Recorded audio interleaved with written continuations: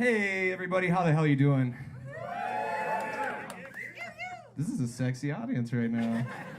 Wow, okay, all right. Got any couples in here tonight? Couples hanging out? Congratulations. Recently single.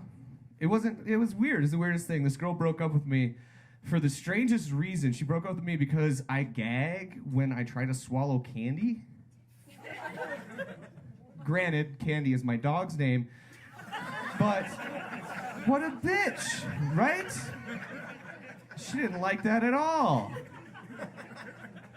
I should have known it wasn't meant to be. On the first date, she kept misusing the term mansplaining, and I'm sitting across the table from her like, I know a fucking trap when I see one. I'm not saying a word. But inside, the whole time I was Inigo Montoya, just like, you keep using that word. I don't think it means what you think it means. This whole Ukraine and Russia thing is getting really crazy, and I just don't have the I don't have the intelligence to keep up with it. I don't have the bandwidth, you know. But I have a friend of mine, she's from Moscow. So I asked her, I was like, can you please put this into context for me? I really want to understand what's going on. And she gave me the greatest answer. It was wonderful. She goes, I'm from Moscow, Alabama. I don't know what the fuck you're talking about. All right. Moscow, Alabama. That's a real place. I couldn't believe it. Can you imagine the founding of that city? There's just one Russian guy. They're setting everything up. They're like, what should we call this place? And he's like, oh my God, it's so hot. But the racism is quite comfortable. We call it Moscow. I got hit by a car recently. I'm fine. Their car isn't. They have a 6'3" Irish imprint in the front of it. They will not come out with a plunger, I'll tell you that. But I didn't know this. It's really weird. When you get hit by a car in Fort Collins, that's actually how you get that native sticker on the back of your vehicle. They just fucking hand you one when you get to the ER. They don't ask any medical questions whatsoever. It's just a checklist. They're like, oh, you got hit by a car? Here you go. Were you riding a bike? You're like, oh, yeah. They're like, okay, here's a bear with a Colorado flag inside of it. Were you on a brewery tour? I'm like, no. They're like, oh, no coexist for you, mister. Better luck next time.